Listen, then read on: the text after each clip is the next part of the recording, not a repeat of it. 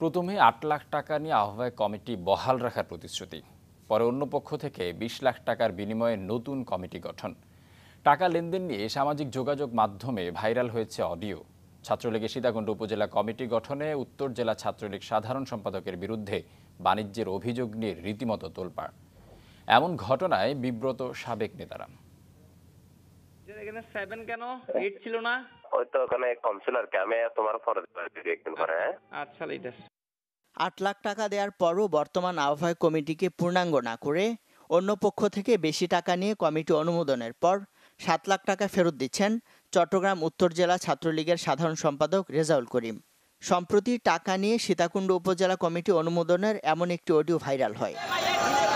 শুধু এটিই নয়, টাকা লেনদেনের বিষয়টি উঠে আসে অন্য আরেকটি কল রেকর্ডে, যেখানে সীতাকুণ্ড উপজেলার আহ্বায়ক শায়েস্তা খানের সাথে বিষয়টি ফাঁস হওয়া নিয়ে কথা হয় রেজাউল করিমের। গাড়িতে বসে আমি একটা ভিডিও করে রাখছিলাম যে কাকা বলতেছে যে আবার রেজাউল করে যে কোনো মতো উল্টে যেতে পারে এই জন্য।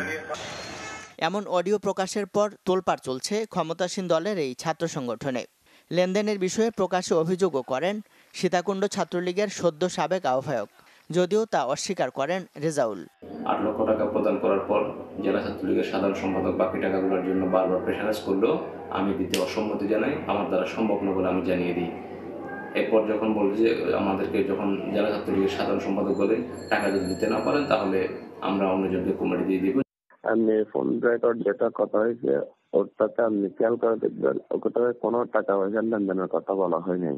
এগুলো একটা মিথ্যা ফোন রেকর্ড। যারা প্রেসিডেন্ট সেক্রেটারি হতে পারে নাই তারা এদের মন্তব্য করেছে। অর্থের বিনিময়ে এমন পদ বাণিজ্যকে বিব্রতকর বলছেন ছাত্রলীগের সাবেক এই নেতা।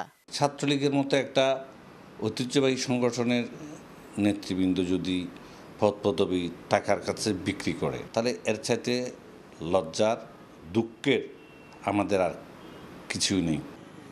এদিকে টাকার বিনিময়ে পদ বাণিজ্য বা কমিটি গঠনের এমন অভিযোগ উঠেছে লোহাগাড়া উপজেলা সহ ছাত্রলীগের বেশ কয়েকটি শাখায়। ইমদাদুল হক, চ্যানেল 24, চট্টগ্রাম।